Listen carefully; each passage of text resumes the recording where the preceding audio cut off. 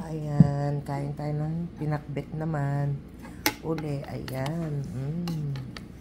Yummy, yummy.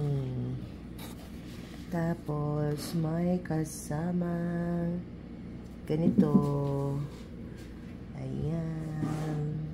At saka yan, uli, isda. At saka mayroon silang fried rice. Ayan.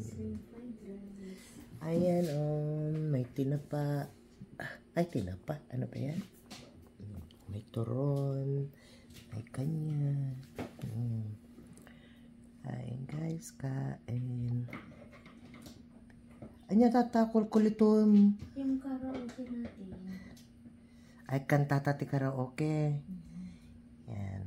Ito, guys, pakbet. At saka yan.